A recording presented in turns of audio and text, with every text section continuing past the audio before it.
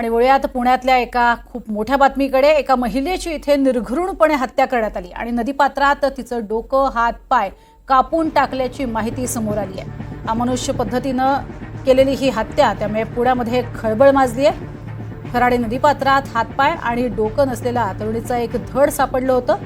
याबाबत स्थानिकांनी माहिती दिली आणि त्यानंतर पोलिसांनी तात्काळ घटनास्थळी धाव घेतली। 18 ते 30 वयोगटातील ही तरुणी असावी असा अंदाज पोलिसांनी वर्तवलाय। तर तरुणीचा खून करून पुरावे नष्ट करण्यासाठी मृतदेहाचे तुकडे केल्याची शक्यता वर्तवली जाते। अधिक माहिती घेऊयात। राहुल कुलकर्णी आमचे प्रतिनिधी आपल्या सोबत आहेत। राहुल, कुठपर्यंत तपास आलेला आहे पोलिसांचा? सीसीटीव्हीच्या माध्यमातून काही कळू शकलंय का? चंदननगर पोलिसांनी अज्ञाताच्या विरोधामध्ये हा गुन्हा दाखल केलाय। ज्या ठिकाणी ही घटना घडली आहे त्या ठिकाणी जेनी लाईट कन्स्ट्रक्शनचं काम सुरू आहे। तिथून जवळच असलेल्या नदीपात्रामध्ये हात पाय आणि डोकं नसलेलं हे तरुणीचं धड आज सकाळी 9:15च्या सुमाराला दिसलं लोकांना। ते दृश्यही आपण बघू शकत नाहीयेत।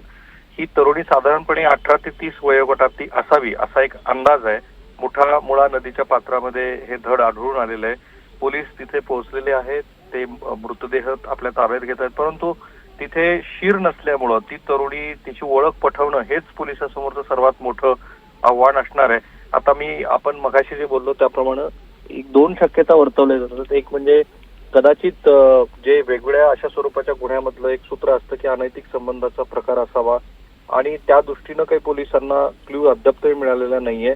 पण हा गुन्हा दाखल केल्यानंतर आता पोलीस हे जे धडापासूनचं शीर आहे, जे खोब्यापासून जे पाय हात कापून टाकलेले आहेत, हे उत्तरीय तपासणीसाठी हा मृतदेह पाठवण्यात आलेला आहे आणि पुढे या संदर्भातली माहिती आल्यानंतर कळेल की ह्या तरुणीचे ओळख पटवणं हे पोलिसांना कसं शक्य झालेलं आहे। नक्कीच या संदर्भात अधिक माहिती तुमच्याकडनं वेळोवेळी घेत राहू। तुर्तास धन्यवाद या संपूर्ण माहितीसाठी।